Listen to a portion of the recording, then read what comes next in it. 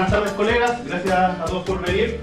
Hoy día le damos la bienvenida a nuestro coloquio a Gonzalo Manzano, que viene de la Universidad de Chile y nos va a hablar sobre sumas de cuadrados en cuerpos de funciones de curvas. Así que, Gonzalo, el público es tuyo. Bueno, gracias por la invitación. Voy a hablar un poco sobre qué es lo que son las sumas de cuadrados.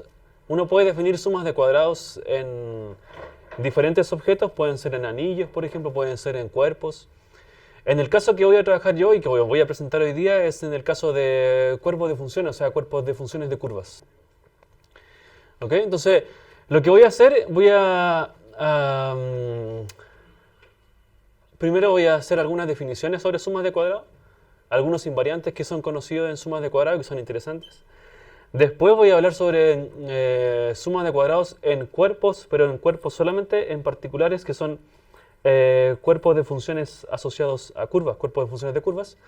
Y finalmente voy a hablar sobre un resultado que es reciente, que lo hicimos con unos colegas de Amberes y bueno, David Green también. Y bueno, ok. Un resultado conocido en este ámbito, en este área de sumas de cuadrados, tiene que ver con el problema número 17 de Hilbert. Hay una lista grande de preguntas, 21 problemas, que algunos están resueltos, otros no. Bueno, el problema número 17 era el siguiente. Era si yo tengo una función racional en n variables y que es positiva, ¿ok? Positiva me refiero a que, bueno, f de x es mayor o igual que 0 para todos los x. Estos son x1 hasta xn, obviamente.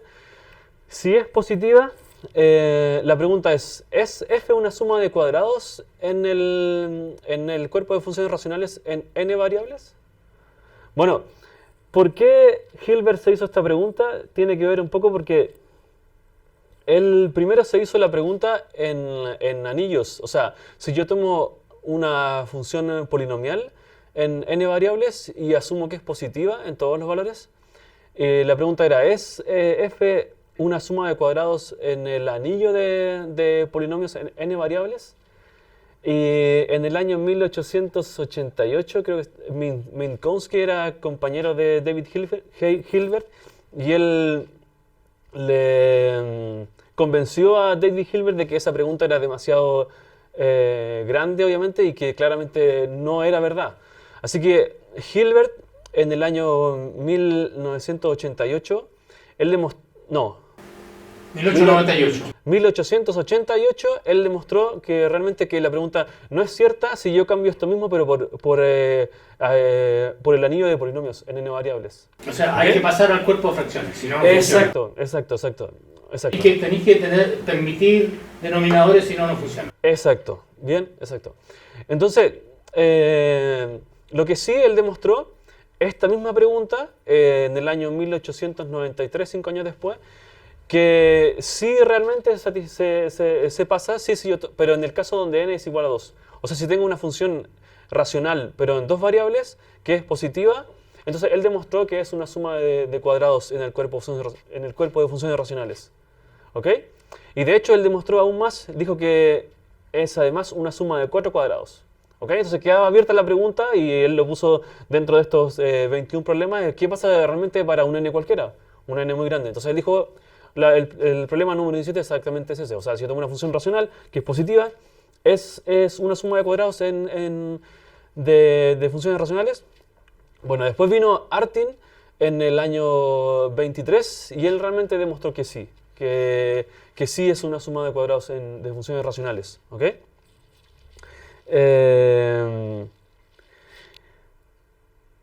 La demostración realmente fue algo abstracto. Él construyó la teoría de órdenes de cuerpos y él básicamente lo que hizo fue demostrar que si yo tengo un cuerpo, la intersección de todos esos órdenes es la suma de cuadrados. Así que en verdad, si yo estoy asumiendo que el polinomio es positivo, eso significa realmente que esta función f pertenece a todos los órdenes que tiene este cuerpo.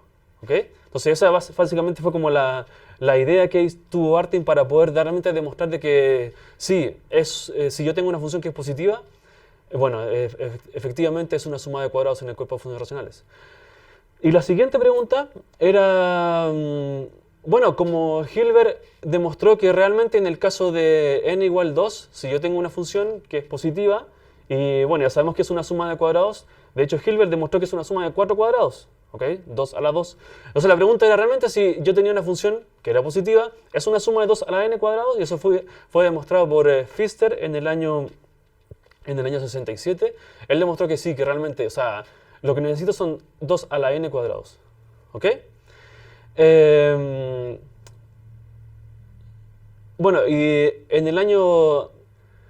Todavía faltaba un ejemplo concreto de un polinomio. En el caso, por ejemplo, en el caso de n igual 2. En el caso de n igual 1 lo vamos a ver más adelante, que es súper fácil. Pero en el caso de n igual 2 faltaba realmente un polinomio concreto. Dame un polinomio concreto, que ahí está obviamente, que se pueda escribir como una suma de cuadrados, que sea, obviamente ya sabemos que es una suma de 4 cuadrados, pero que no sea una suma de cuadrados como el anillo de polinomios, ¿ok? Entonces ese fue este polinomio, que es el polinomio de Moskin. Y antes de Cassels, Ellison, Pfister, en el año 67 también, Taussky y Todd, ellos demostraron que realmente este polinomio que está acá es una suma de 4 cuadrados, ya lo sabemos, pero no se puede escribir como una suma de cuadrados de polinomios. Tengo que sí o sí elegir funciones racionales. Tengo que dividir por algo, sí o sí. Y después, en el año 71, vino Cassels, Ellison y Pfister, y ellos demostraron realmente que este polinomio que está acá, que es el mismo polinomio que habían usado para demostrar el ejemplo anterior, demostraron que efectivamente no es una suma de 3 cuadrados en el cuerpo de funciones racionales en 2 variables. Entonces eso daba a pensar de que uno podía definir un cierto invariante en el cuerpo que midiera en el fondo cuánto es el optimal de sumas de cuadrados que necesito para escribir cada suma de cuadrados. ¿Ok? Entonces eso llevó a la siguiente definición. Entonces esto para cualquier cuerpo, de hecho, si ustedes quieren puede cambiar la definición por un anillo, así que en verdad da lo mismo. Pero lo voy a hacer para un cuerpo ahora. Entonces, consideramos un cuerpo y un número natural cualquiera. Definimos esta suma con un d arriba como las sumas de d cuadrados en el cuerpo. Y esta suma como la unión de todas las sumas finitas de cuadrados en el cuerpo. Quizá el K no puede tener característica 2. No, igual, da lo mismo, un cuerpo cualquiera. La definición con característica 2 no es trivial. Sí, pero la definición igual... La definición, sí. Ya, o sea, la definición... Sirve igual, digamos. Sirve igual, exacto. No tiene mucho interés. No, en el caso de característica 2. Ya, exacto. Pero sirve igual. Ya. Ok, entonces definimos el número de Pitágoras de este cuerpo como el ínfimo de todos los números naturales, tal que cada suma de cuadrados es una suma de d cuadrados. ¿Ok?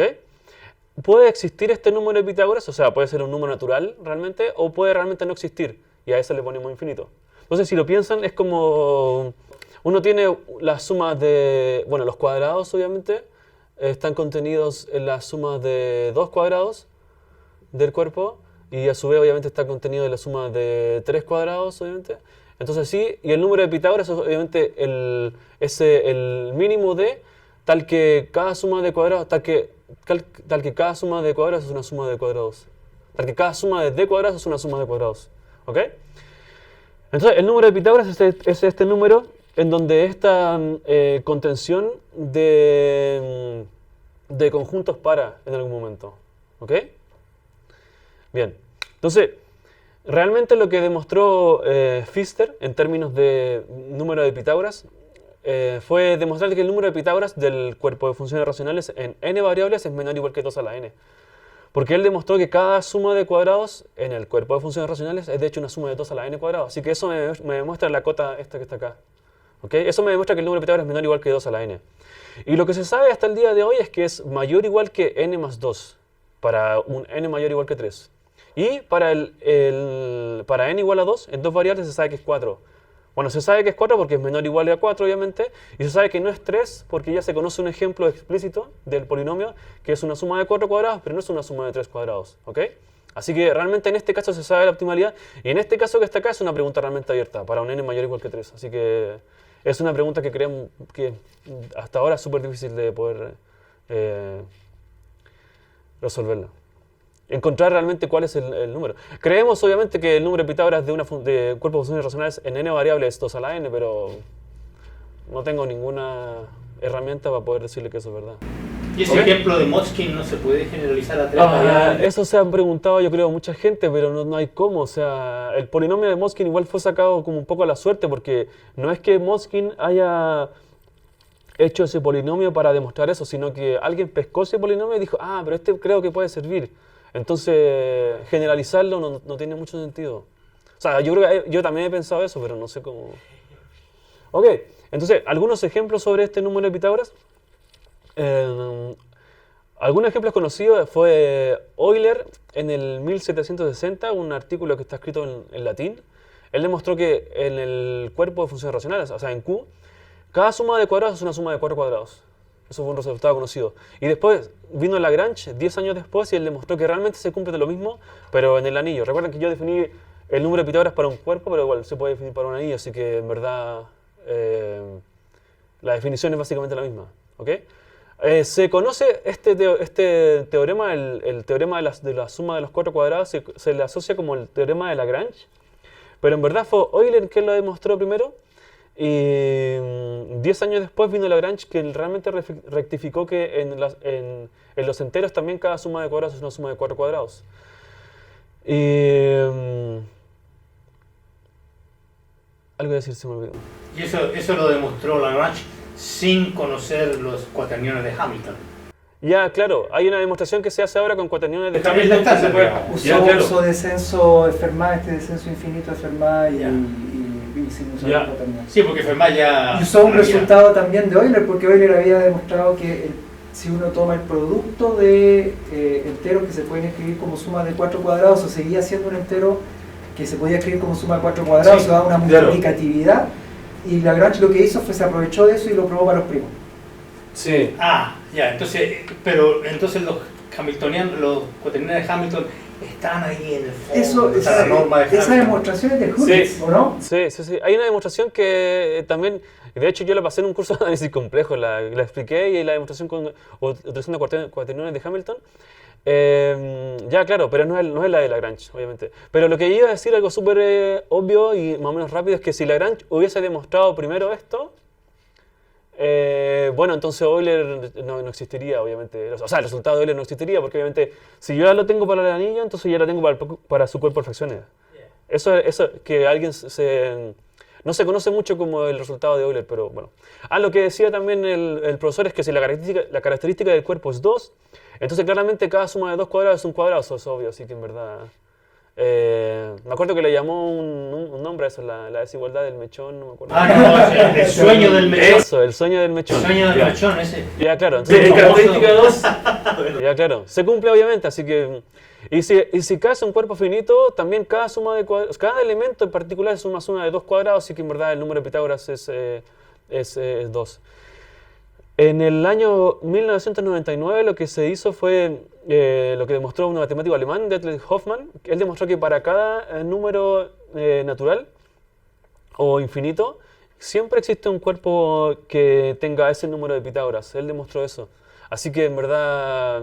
Es súper interesante. Pero sí, exacto. La manera de cómo él construyó estos cuerpos es de una manera muy abstracta, muy rara. O sea, realmente no son cuerpos muy triviales. O sea... Hay un ejemplo aún más trivial que el caso de los reales, ¿no? Que el caso de todo número que se puede escribir como suma de cuadrados es de hecho un cuadrado, ¿no? Porque todos son los positivos. Sí, exacto. Así que se tiene un número de Pitágoras 1. 1, exacto. Ya, claro. Exacto, sí, bien. Bueno, algunos resultados que no tienen que ver mucho con la charla que voy a dar ahora, pero son resultados bonitos obviamente, es que si yo tomo el cuerpo de series de Laurent, pero iterado así n veces, ese cuerpo que está ahí tiene número de Pitágoras 1, es pitagórico. O sea, cada suma de cuadrados es realmente un cuadrado. ¿Ok? Para cualquier n, de hecho. Pero si yo tomo f de n, el cuerpo de fracciones, ahora tomo R y tomo las series de Laurent, ¿cierto? Pero como anillo, y eso lo hago iteradamente y tomo su cuerpo de fracciones, eso es diferente que esto que está acá, obviamente, y eso fue un resultado para n igual 2 de Choi, Dai, Lam y Resnick en el año 82, y demostraron que realmente es 2. Después fue John Hu, matemático chino, también lo conozco, muy simpático. ¿Ah, tú lo conoces? Sí, John Hu, sí. Sí. Yo te gano, yo conozco a Hoffman. Po. De hecho, tomé una cerveza con él. Yo igual conozco. Ah, ¿conoces Sí. a Hoffman? No, sí, de motor. Sí, le gusta la Guinness, de esa stout negra. Sí. No, sí, él me metió una pizza también, así que más que... Ah, me ganaste. No, bueno, y después fue Olivier Benoit, matemático más o menos joven que trabaja en París, que él demostró que para un n cualquiera, utilizando teoría de Hodge, él demostró que para un n cualquiera realmente se cumple la cota que es menor o igual a 2 a la n menos 1, así que hay quizás un poco extraño ver que tanta diferencia entre el número de Pitágoras del cuerpo de fracciones de este cuerpo a un cuerpo de serie de tirada, ¿okay? Entonces, Eso es lo que llaman, ese de series de normal literadas, es un cuerpo higher local field, un cuerpo local superior. exacto, sí. Pero ese del cuerpo de fracciones, ese que está ahí, el FN, ese no es un cuerpo... no, es un cuerpo local henseliano. Pero no es un higher local field, no es un... No, creo que no. No lo recuerdo ya. Ok. Ok, entonces también hay un invariante súper interesante que juega un rol importante en el número de Pitágoras, es que uno puede definir, volvamos acá a un cuerpo obviamente, entonces definimos el nivel de un cuerpo, es el ínfimo, es el número natural más chico, tal que menos 1 es una suma de d cuadrados, aquí me faltó el d, hay un error aquí, por favor, para que lo... Tal que menos 1 es una suma de d cuadrados, ¿ok? Ese número, el nivel del cuerpo puede ser o un número finito realmente, un número natural, o puede ser infinito, ¿ok? En el caso que el cuerpo es real, que realmente menos 1 no es una suma de cuadrados, por ejemplo, en los números reales, obviamente el S de K, el nivel es infinito, ¿ok? Entonces, supongamos que tenemos un cuerpo que su nivel es finito, ¿ok? Entonces tomamos un n donde el nivel es infinito, entonces podemos escribir el menos 1 como una suma de cuadrados para algunos x1 hasta xn. Entonces, aquí también hay algo súper importante, que el cuerpo tiene que ser características diferentes de 2, aquí sí, y también no lo escribí, ¿ok? Si yo tomo un cuerpo asumamos que el K tiene características diferentes de 2, entonces yo tomo cualquier elemento en K, y cualquier elemento lo puedo escribir de esta forma. Hagan el cálculo y ya les va a dar. Y realmente como el menos 1 es una suma de n cuadrados, puedo realmente expresar esta suma que está acá como una suma de n más 1 cuadrado. Así que realmente si yo tengo un número, un cuerpo que es no real, en donde menos 1 es una suma finita de cuadrados, es súper fácil en verdad saber cuál es el número de Pitágoras. Es menor o igual que n más 1, donde n es realmente el nivel del cuerpo. Y de hecho lo que tengo es que el número de Pitágoras o es n más 1 o es n. ¿Ok? Entonces, tengo dos opciones, que el cuerpo es real o que el cuerpo es no real. Si es no real, bueno, ya sé más o menos cómo se comporta el número de Pitágoras. Es menor o igual que su nivel más 1 o es mayor o igual, o es el nivel. ¿Ok? Por ejemplo, tomo un cuerpo real. Un cuerpo real me refiero a que un cuerpo donde el menos 1 no es una suma de cuadrados. Por ejemplo, el cuerpo de los números reales. Y tomen un número natural cualquiera. Escriban este d como la suma de x1 al cuadrado más x al 2 a la n al cuadrado, de 2 a la n variables. Entonces tomamos f, el cuerpo de funciones racionales en 2 a la n variables, adjuntamos la raíz cuadrada de menos d, y ese cuerpo que está ahí tiene nivel 2 a la n, es decir, en ese cuerpo que está acá es no real, y el menos 1 es una suma de 2 a la n cuadrados, y no de menos. ¿Ok? Entonces claramente con esto yo puedo realmente determinar el número de Pitágoras. El número de Pitágoras de f es o es 2 a la n o es 2 a la n más 1. Recuerden que el número de Pitágoras es un número natural, así que en verdad, en ese ejemplo igual es... Bueno, uno puede elegir, encontrar ejemplos donde depende del cuerpo obviamente, donde es 2 a la n o donde es 2 a la n más 1. Así que ese es un ejemplo donde en el caso donde el cuerpo es no real. ¿Ok? Entonces voy a hablar ahora a lo que vine en el caso particular de cuerpos de funciones de curvas. ¿Ok? Entonces, ¿qué es lo que tenemos? Lo que habíamos visto antes en dos... ¿cómo se dice? Slides. atrás, diapositiva exactamente, que el número de Pitágoras de Q era 4, se fue demostrado por Euler, y de hecho hay una suma de cuadrados que es la de 7, 7 es una suma de 4 cuadrados y no se puede escribir como una suma de 3 cuadrados, eso no es tan difícil ese ejercicio, demostrar que no se puede escribir como una suma de 3 cuadrados. Bueno, después vino Purché, que en el año 71 demostró que el número de Pitágoras, si yo añado una variable trascendental, el número de Pitágoras es 5, ¿ok? Es 1 más. De hecho, yo puedo escribir el 7, por ejemplo, el polinomio x cuadrado más 7, ¿es realmente una suma de 5 cuadrados? Es realmente una suma de 5 cuadrados, perdón. Pero no es una suma de 4 cuadrados. ¿Ok? Bien, entonces realmente lo que demostró él fue que el número de Pitágoras es menor o igual que 5. Y basta encontrar un ejemplo, obviamente, que no era tan difícil, que era este polinomio, demostrar que realmente no fuese una suma de 4 cuadrados y eso me daba que realmente era 5. En R lo que decía el Milton era que, claro, en R también es fácil porque en R cada suma de cuadrado es un número positivo, así que saco la raíz de eso y es 1. Bueno, en C obviamente es más trivial todavía, C es cuadráticamente cerrado, cada elemento es no 0, es un cuadrado, así que en verdad no tiene mucho. Y el número de Pitágoras del cuerpo de funciones racionales en una variable sobre R es 2. Eso es un ejercicio de álgebra abstracta, pero es, entre comillas, toman un polinomio en una variable, ¿cierto? Ese polinomio se puede descomponer en factores cuadráticos y factores lineales. Si yo asumo que ese polinomio es una suma de cuadrados, o sea, yo asumo que es positivo, entonces los factores lineales tienen que tener por multiplicidad par, ¿ok? Así que ahí me queda un cuadrado. Y los demás son polinomios cuadráticos. A los polinomios cuadráticos yo puedo completar cuadrado y escribirlos como suma de 2 cuadrados. Entonces finalmente tengo un cuadrado multiplicado por sumas de 2 cuadrados que se multiplican. Las sumas de 2 cuadrados son multiplicativas, así que vuelvo a tener una suma de 2 cuadrados en el cuerpo de funciones racionales en una variable. Así que no es tan difícil demostrar eso, es un ejercicio. Entonces, al parecer, si yo tengo un cuerpo con número de Pitágoras algo, y entonces el número de Pitágoras del cuerpo de funciones racionales en una variable es eso más 1. Pero obviamente eso es falso en general.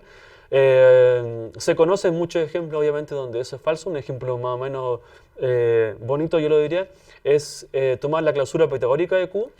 Uno toma Q, y Q obviamente está contenido en R, y toma el cuerpo más pequeño que está contenido en R y que tiene el número de Pitágoras 1. Es la intersección de todos los cuerpos pitagóricos que contienen a ese Q, y ese cuerpo se llama la clausura pitagórica de Q. Se puede construir básicamente añadiendo las raíces de sumas de 2 cuadrados, obviamente. Obviamente es pitagórico, tiene el número de Pitágoras 1, pero se demostró, obviamente, creo que Pfister demostró que el cuerpo de funciones racionales sobre ese cuerpo es mayor o igual que 3, así que en verdad esta pregunta es falsa en general. ¿Ok? Y de hecho, más aún lo que no sabemos es una pregunta que está abierta todavía, y creemos que todavía es muy difícil o no tenemos herramientas para poder resolverla. Si tomamos un cuerpo cualquiera, característica 2, lo que sea, y suponemos que el número de Pitágoras del cuerpo es finito, ¿es verdad que es finito el número de Pitágoras del cuerpo de funciones racionales en una variable? No tenemos idea. Eso es lo que realmente no sabemos. Pero ok, ¿qué es lo que realmente sabemos?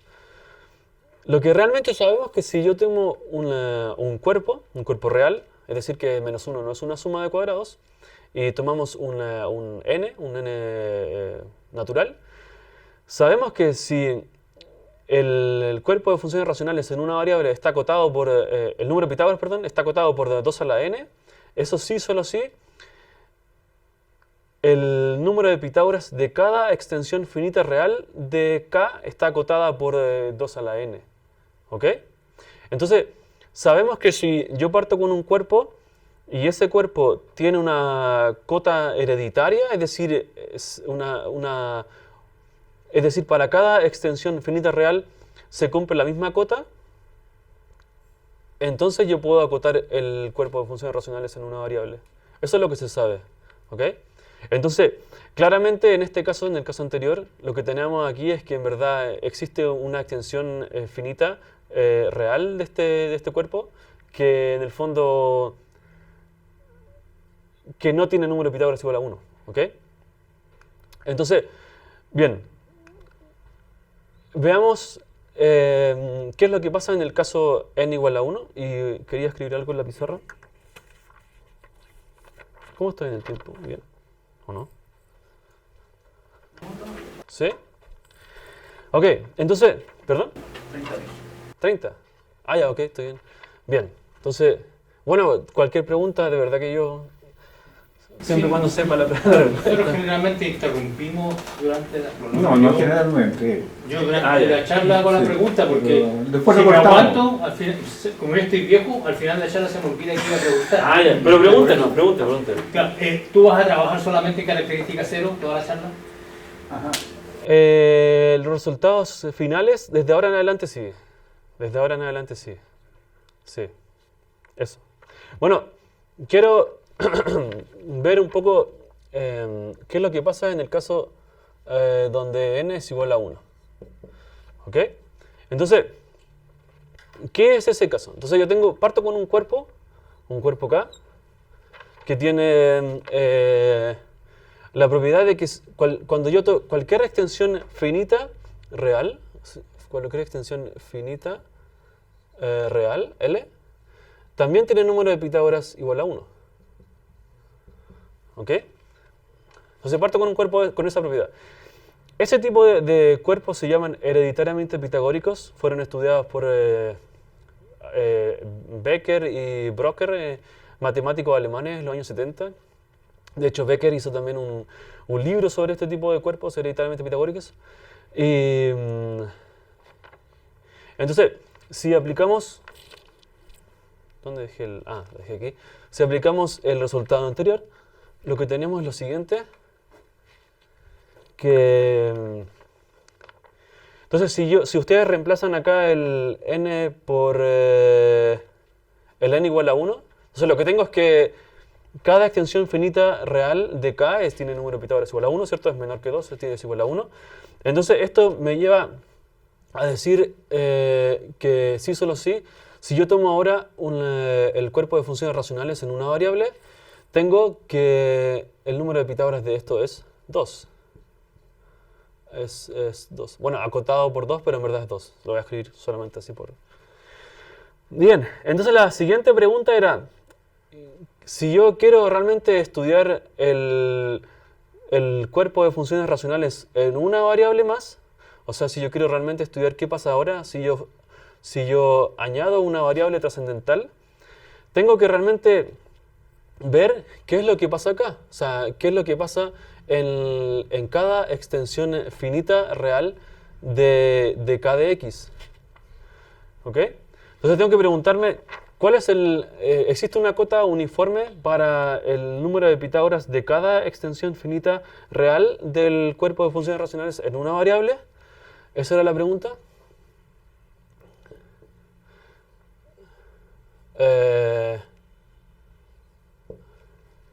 Bien, si yo conozco una cota uniforme, bueno, entonces obviamente puedo conocer también una cota para el número de Pitágoras ahora del cuerpo de funciones racionales en dos variables, ¿cierto? Porque tomo este como mi cuerpo K, como el cuerpo de empezada. Entonces supongamos que yo sé una cota uniforme para cada extensión finita real. Bueno, entonces si yo añado una variable más, entonces ahora conozco el número de Pitágoras para el cuerpo de funciones racionales en una variable, ¿cierto? Pero como tomé K como el cuerpo de iniciada, este que está acá, bueno, ahora lo tengo para dos variables.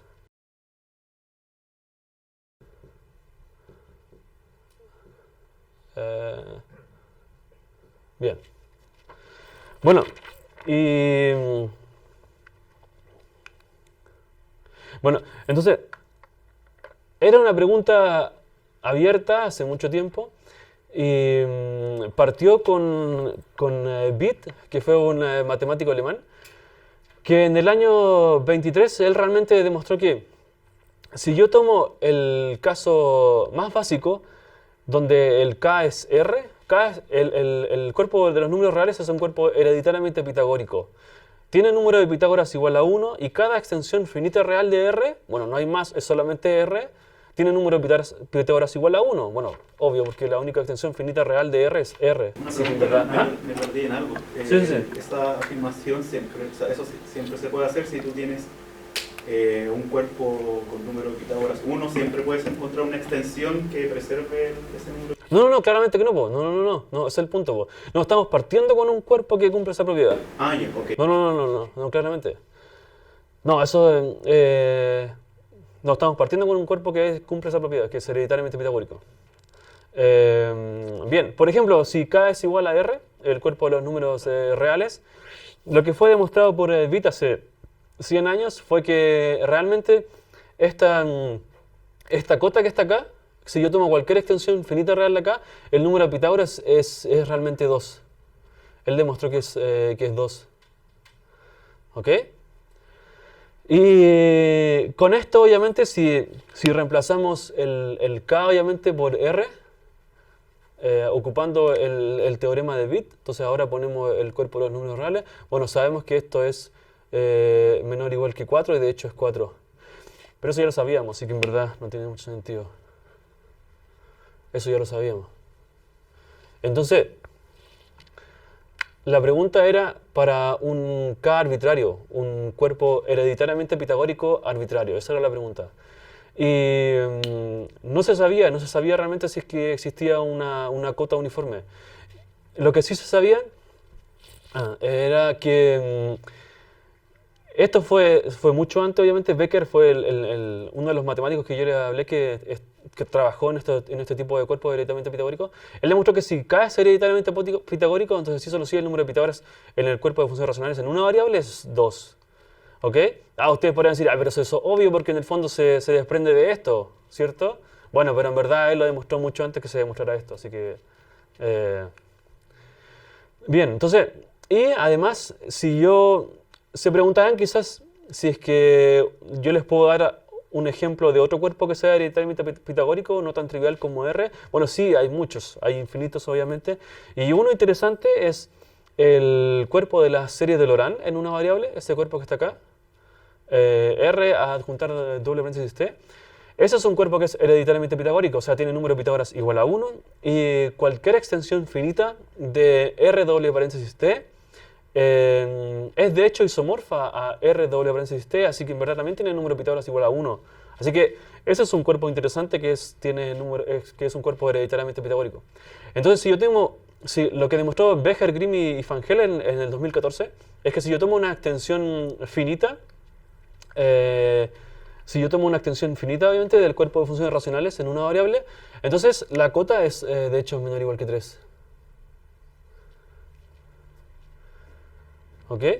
Para ese caso en particular, para el caso de R en doble paréntesis T. ¿Ok? Pero la pregunta seguía aún abierta. Para un caso cualquiera, para un K cualquiera que sea hereditariamente pitagórico, no sabíamos si realmente existía una cota para cada extensión finita. Lo que estamos encontrando es una cota uniforme para cualquier cuerpo de funciones de una curva sobre un cuerpo hereditariamente pitagórico. O sea, una extensión infinita del cuerpo de funciones racionales es el cuerpo de funciones de una curva. ¿Ok? No quiero hablar de curvas porque tendría que decir una curva proyectiva, suave, no sé qué, bla, bla, bla, pero es básicamente eso. ¿Ok? Entonces, bien.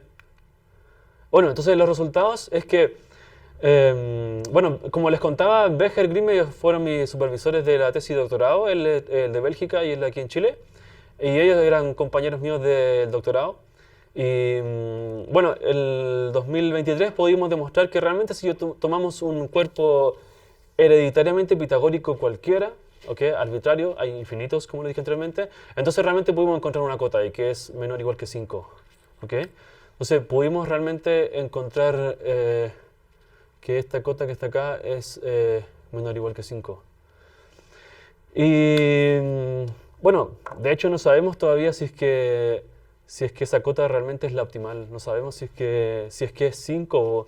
Creemos que es 3, pero en verdad todavía no tenemos la herramienta para poder encontrar realmente si esa cota si es 3 o es 5, no sabemos. ¿Ok? Entonces, un colorario interesante utilizando esta equivalencia de número de Pitágoras en cuerpos de funciones racionales es que si yo parto, es este colorario que está acá, si yo parto con un cuerpo cualquiera, característica 2, lo que sea, cuerpo aquí, cuerpo finito, característica lo que sea, primo o cero, lo que sea, si el cuerpo de funciones racionales tiene número de Pitágoras menor o igual a 2, entonces pudimos acotar ahora el número de Pitágoras del cuerpo de funciones, pero en 2 variables, y pudimos acotarlo de hecho por 8, para un cuerpo cualquiera. Y eso es un colorario súper, al menos, interesante.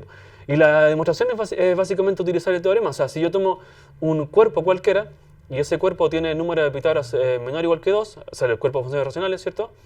Entonces, el cuerpo realmente es hereditariamente pitagórico, por la equivalencia que demostramos antes, ¿cierto? Bueno, en el caso obviamente si es que K es real. Entonces, como el K es hereditariamente pitagórico, utilizando el teorema, tenemos que, para cada extensión finita del cuerpo de funciones racionales en una variable, el número de Pitágoras está acotado por 5. Bueno, 5 es menor que 8. Así que, en verdad, pudimos realmente, como el 5 es menor que 2 a la 3, pudimos acotar el número de Pitágoras del cuerpo de funciones racionales en 2 variables por 8, por 2 a la 3. ¿Ok? Y en el caso no real, supongamos que el cuerpo que tomamos es no real, esa es realmente un resultado, eso es fácil, en verdad sigue de esta propiedad. Si uno tiene un cuerpo no real y uno tiene que su número de Pitágoras es 2, el cuerpo de funciones racionales, entonces el nivel del cuerpo, que es lo que definimos anteriormente, no se puede escapar mucho, no puede ser muy grande. Entonces puede ser de hecho 2. Así que si es 2 el nivel, ya el número de Pitágoras esto tampoco puede ser mucho, es menor o igual que 8. Bueno, puede ser 3 o 2. Así que en verdad el caso no real no es muy interesante. El caso real era el caso interesante. ¿Ok? Y el caso no real es la pregunta que un poco involucra lo que me había hecho. El caso no real implica cuerpos de característica P, esos son no reales. El menos 1 se puede escribir como una suma de cuadrados en cuerpos finitos, por ejemplo. Así que, bien, antes quería mostrarles un ejemplo de un ejemplo concreto realmente. Consideremos el cuerpo K como el cuerpo de las series de Laurent sobre T. Recuerden, es un cuerpo hereditariamente las series de Laurent en una variable. Y tomo el cuerpo de funciones de esta curva, es una curva elíptica. Es una curva elíptica sobre el cuerpo de series de Laurent. Y realmente este cuerpo que está acá tiene número de Pitágoras igual a 3. Sabíamos que en verdad tiene número de Pitágoras menor o igual a 3, pero no sabíamos si era 2 o era 3. Entonces, bueno, para demostrar que realmente era 3 teníamos que encontrar un ejemplo de una suma de cuadrados que fuera una suma de 3 cuadrados, pero que no fuese una suma de 2 cuadrados. ¿Ok? Entonces lo que hicimos fue... no lo que hicimos, fue Tikhonov quien demostró esto, así que yo no hay que ver. No, me sumé al carro, pero no hay que ver. Bueno, claramente no puedo escribir el t de x, esto es un cuerpo, así que en verdad yo puedo dividir para allá, hacer todo lo que yo quiera. El t de x, o sea, el x cuadrado más 1 lo pueden tirar para allá, ¿cierto? Y después el 1 lo pueden tirar para allá. Y si hacen el calculito ahí con un cuaderno, pueden realmente ver que el t de x lo pueden escribir como una suma de 3 cuadrados. Necesitan esos 3 cuadrados que están ahí, ¿ok? Realmente es una suma de 3 cuadrados. Y para demostrar que realmente no es una suma de 2 cuadrados, es un poquito más complicado. Entonces tomo el f, que es mi cuerpo de funciones. El f es una extensión finita de r doble paréntesis t, adjunto una variable trascendental. Y aquí yo tengo una valoración, ¿ok? Básicamente una función que va desde este cuerpo hacia los números enteros, ¿ok? Su valoración discreta. Una valoración discreta, sí, exactamente. ¿Qué es la valoración teádica? ¿Ok? Entonces tengo la valoración teádica y puedo extender esa valoración teádica. Entonces tomo una valoración acá, W, que es una extensión de esa valoración teádica. ¿Cómo la extiendo? Entonces la pregunta es, si yo tomo una suma finita, o sea, un polinomio, ¿cierto? con coeficientes en el cuerpo de las series de Laurent. Entonces lo que hago es realmente tomar el mínimo de la valoración que está abajo, pero de los coeficientes. Entonces la valoración teádica de los coeficientes, donde el i está entre n y 0. ¿Ok? Entonces de esa manera la extiendo. ¿Ok? Puedo ahora, esta es una extensión cuadrática, básico, una extensión cuadrática de cuerpos. Puedo extender esta valoración que está acá, W, a F, donde tengo una valoración W'. Y lo que uno puede demostrar es que realmente no es difícil, es que la valoración prima de las sumas de dos cuadrados, o sea, cada vez que yo tomo una suma de dos cuadrados en el cuerpo, esa valoración es par. ¿Ok? Entonces yo tomo una suma de dos cuadrados en el cuerpo y yo no puedo mostrar que la W' de eso es realmente es par. ¿Ok? Y bueno, si se dan cuenta, la valoración como está definida W' de t de x es el mínimo de la valoración teádica de los coeficientes. La valoración teádica evaluada en t obviamente es 1, es un parámetro uniformizador, así que en verdad esto es 1. Así que realmente el t de x no puede ser una suma de dos cuadrados. Y eso obviamente me demuestra que el número de Pitágoras no es 2, sino que la única opción que me queda es que sea 3. Eso es un ejemplo más o menos concreto donde hay harta geometría aritmética aquí metida, la gente que quizás que conoce un poco la geometría aritmética. Uno puede tomar un modelo regular de esta curva y puede en el fondo entender la fibra especial de un cierto modelo regular de esta curva y estudiar el número de Pitágoras de este cuerpo de funciones sabiendo cómo se construye o cómo es el modelo regular, o sea, cómo son los componentes irreducibles de la fibra especial. Pero bueno, eso tiene que ver con O sea, geometría. ¿por especialización o algo así? ¿Perdón? ¿Hay especialización de por medio o algo así? De la fibra genética a la fibra especial. Claro, ¿Algún o sea, tipo de argumento de ese tipo? Si yo tengo un cuerpo de función de una curva, ¿cierto? Entonces yo construyo un modelo regular de esa curva, ¿cierto?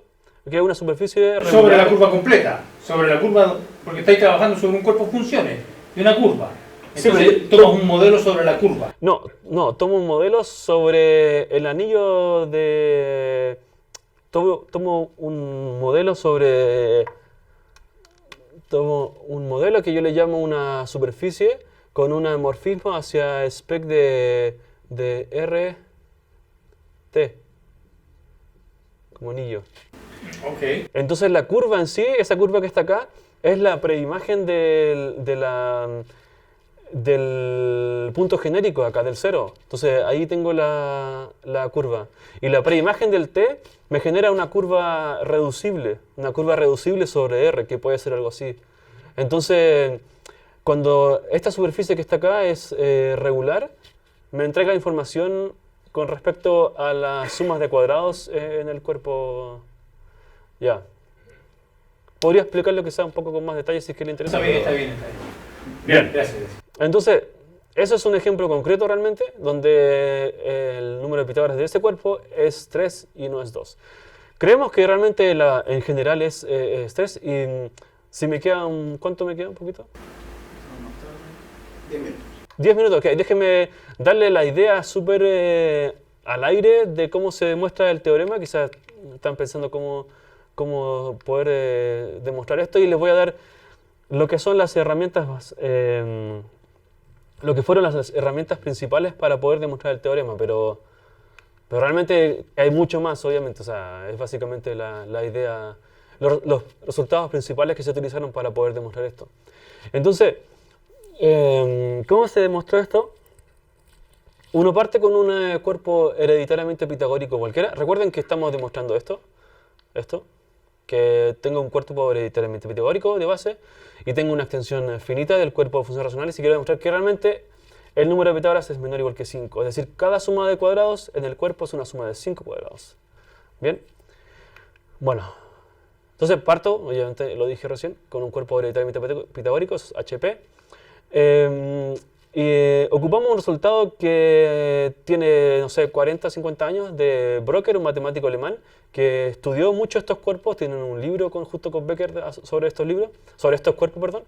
Y él demostró que si yo parto con un cuerpo hereditariamente pitagórico, entonces existe una valoración, una función básicamente de cada, esto es el cuerpo sin el cero, hacia un grupo abeliano ordenado, ¿ok? Quizás podría escribir un poco para no hablar así como al aire y explicar un poco. Entonces, una valoración es una función que va del cuerpo hacia un cuerpo abeliano ordenado. Puede ser discreta, como dijo antes. Entonces, una valoración es una función que va del cuerpo hacia un grupo abeliano ordenado, unión en infinito. Ya ahí le quité el cero porque en verdad el cero va a dar al infinito, así que en verdad la escribí como sin el cero. Pero lo que tenemos es que gamma es un grupo abeliano. Bueno, todos saben que es un grupo abeliano, ¿sí? Y ordenado. Es decir, que si yo tengo un elemento A que es menor o igual que B, entonces el A es más C es menor o igual que B más C para todo A, B, C en el cuerpo. ¿Ok? Es un grupo abeliano ordenado. Los enteros, por ejemplo, en gamma, ¿cierto? Sí, perdón, disculpa. Sí. En gamma, ¿ok? Bien, entonces existe una valoración en el cuerpo que es Henseliana. Henseliana, ¿qué quiere decir? Que si yo tengo un cuerpo y aquí y aquí está mi valoración, entonces cada vez que yo tomo una extensión finita o algebraica más que nada, una extensión algebraica cualquiera, déjame llamarle con otro nombre,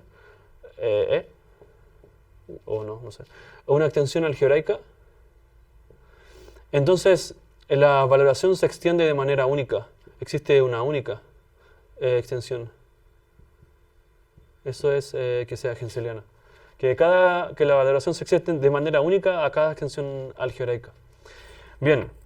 Entonces, existe una valoración en el cuerpo que es henseliana y que su cuerpo residual, ¿qué es su cuerpo residual? Cuando uno tiene una valoración, uno puede definir el anillo de valoraciones que son los elementos en K donde la valoración de X es mayor o igual que 0. ¿Ok? Eso es un anillo. Es un anillo de valoración y tiene un ideal maximal que es este M de B, que son los elementos en K que la valoración es de hecho mayor que 0. ¿Ok? O sea, es un anillo que tiene un ideal maximal, es un anillo local. Y uno puede definir el cuerpo residual, que es básicamente el O de B cosentado con el ideal maximal. ¿Esa unicidad de la extensión de la valoración es único o único salvo la verdad? Único salvo... A ver, la manera correcta de verlo es esto.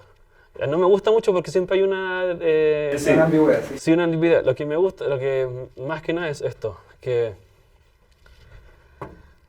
uno tiene una valoración y uno define un anillo de valoración, pero ese anillo de valoración puede tener infinitas valoraciones, funciones. Entonces, lo que me gusta más que nada decir es que si yo tomo el anillo de valoración, realmente existe una única extensión, existe un único anillo de valoración que está arriba de ese.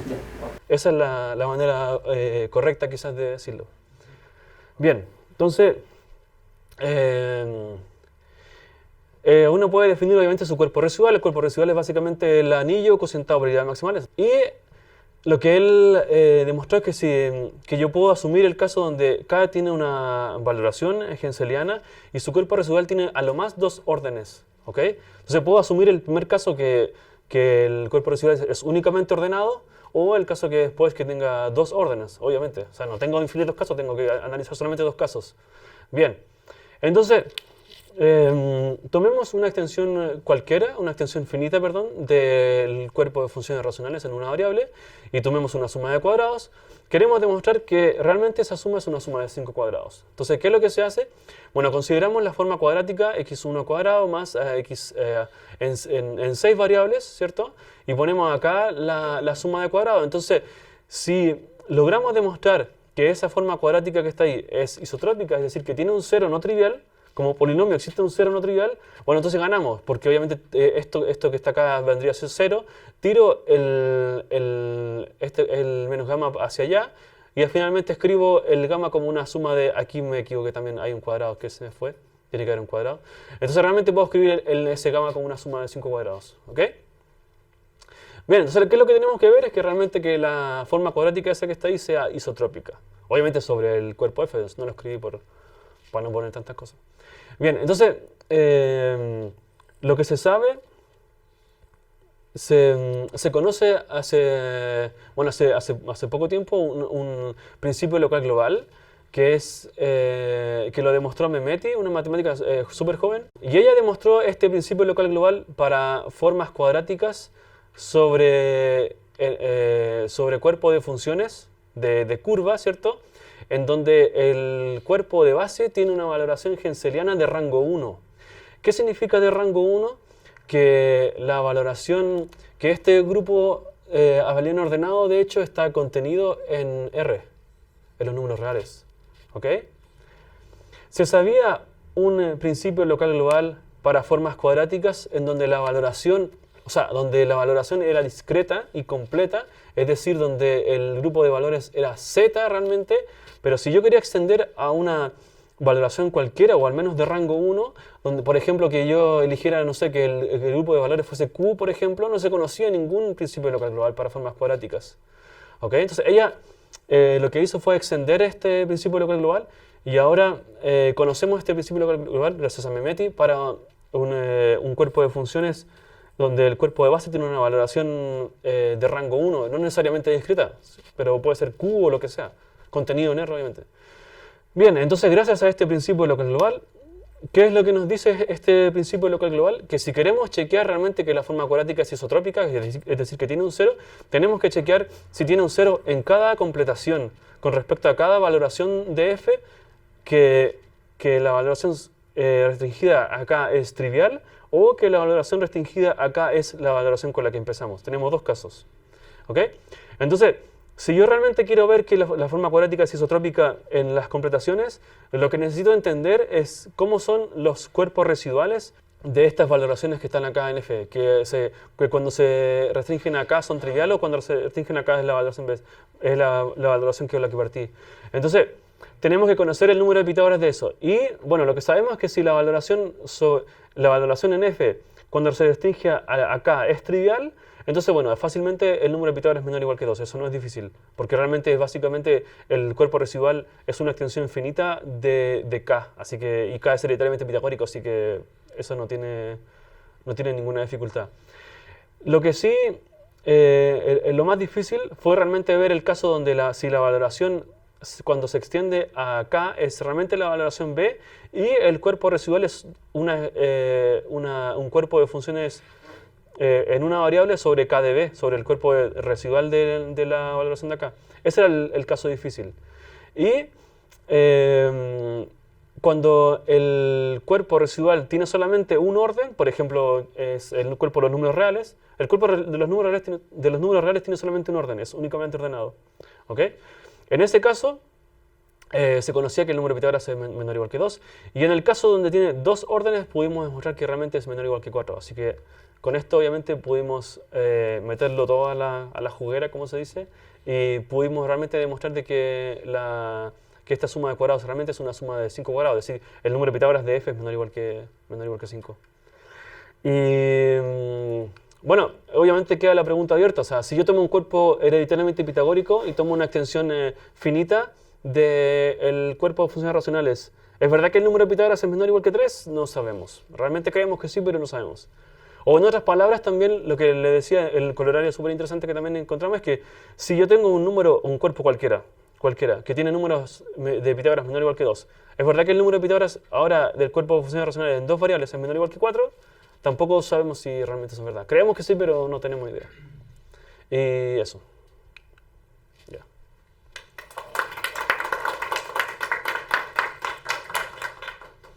¿Alguna pregunta? Ya la hice toda. Sí, ya Habría que esperar al final. comentario nomás. Sí, yo tengo una, para buscar estrategias para buscar ejemplos, para tratar de ver si la cota es optimal o no, tratar de buscar ejemplos de sumas de cuadrados que se pueden escribir, qué sé yo, como una suma de una cantidad X de cuadrados. ¿Tienen alguna heurística que les permita hacer cálculos computacionales? ¿O esto es más bien algo azaroso, así que uno se encuentra de pronto con un polinomio, se le ocurrió y basta? O sea, cálculos computacionales, yo creo que eso sí que es difícil. No, eso sí que es difícil. Porque igual uno puede tomar un... A ver, uno toma un cuerpo, por ejemplo, que es hereditariamente pitagórico. Esa es la única propiedad que conocemos, pero en verdad ese cuerpo puede ser realmente muy extraño. Por ejemplo, uno puede tomar cualquier grupo abeliano ordenado, cualquiera. Piensa en realmente una cuestión muy rara, lo que sea. Y ya, por ejemplo, tú puedes tomar un cuerpo que se llama las series de... Tiene un nombre francés que no... Bueno, son series que están indexadas por ese cuerpo abeliano ordenado. Ese es el cuerpo de base. O sea, toma una extensión de polinomio sobre ese y después toma una extensión finita. Y ya realmente es una cosa muy horrible como para poder meterse así como ya, busquemos computacionalmente algo que... Lo único que en el fondo podemos hacer es usar teoría más que nada, pero así como cosas computacionales lo veo... No sé, quizás más adelante, pero ahora como que lo veo muy difícil. Tú dices implementarlo en un computador, ¿eso? Para que busque, Claro. que busque rastreo, tratar de buscar Ah. ejemplos, no sé. Quizás lo que sí se puede hacer, que en el problema en sí no es tan interesante, es por ejemplo, en Q escribir un número y que un sistema computacional te diga de cuántas maneras yo puedo escribir esto como una suma de cuadrados. Eso quizás computacionalmente yo creo que existe, pero más allá como un cuerpo cualquiera, eso sí que es difícil. Sí, pero aquí con las personas que tú mencionaste, las contribuciones, primero, lo que dijiste sobre Benoit, él usó teoría Hodge, Claro, o sea, usó toda la herramienta de geometría compleja, esencialmente, de la Claro. teoría Hodge, entonces, le metió a la máquina y ahí obtuvo algo. Claro. Esta señorita brillante, ¿cómo se llama? Nemeti. Nemeti, Ya. ella es albanesa, Nemeti. albanesa, de ¿Sí? Kosovo, Kiev. Ah, sí, sí, sí. Originalmente de Kosovo. Sí. Eso es lo que encontré aquí en la internet. Ah, ya. Y está en París ahora. Sí.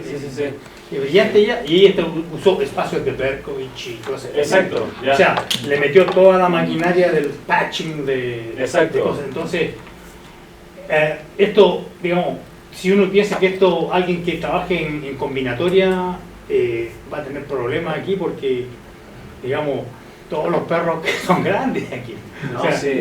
usan herramientas potentes. Entonces, quizá la parte computacional, no sé si parece que no hay mucho, decir, Sí, hay harta toda la maquinaria pesada. Sí, hay harta maquinaria pesada que tampoco se conoce muy bien. Los patching son cosas de construcciones como de cuerpo, no sé qué. Y estas cuestiones son súper abstractas, entonces en verdad igual es difícil. Entonces, claro, cada vez, para meterse en esta área, cada vez van a ser más y más años de estudio previo. Claro. ¿Cachai, no? Porque va creciendo, las herramientas que usan son cada vez más esotéricas. Ya, claro. Bueno, pero así es la cosa. Geométrico. Ajá. Sí, ¿puedes volver al teorema que tenías? No sé si lo mencionaste o no. Ajá. Una duda que me surgió. ¿Acá? Sí. Ya.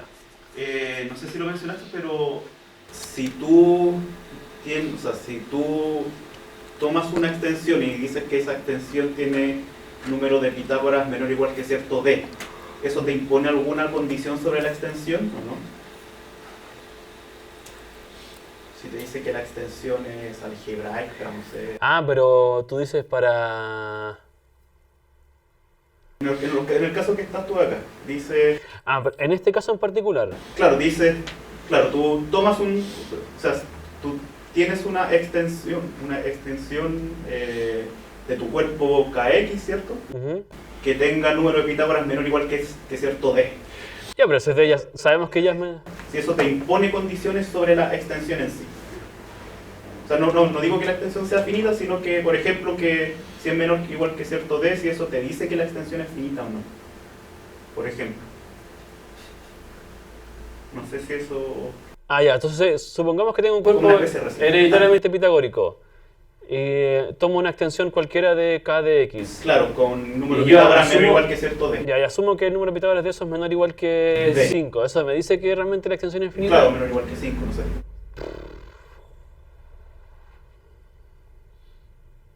Una especie de recíproca, no sé. O sea, o se le impone alguna otra condición sobre la extensión. No, yo creo que no. No puede ser... no porque... O sea, más general mi pregunta, si te da alguna propiedad interesante de la extensión, no sé. No porque... a ver, tomo una extensión infinita, o sea, una extensión cualquiera de k de x, ¿cierto? Y yo digo, ah, pero el número de Pitágoras es menor o igual que 5. Pero de hecho yo puedo construir una extensión con dos variables trascendental que pueda tener número de Pitágoras menor o igual que 5, así que puede que sea trascendental, puede que sea finita, puede que sea... Infinita de lo peor.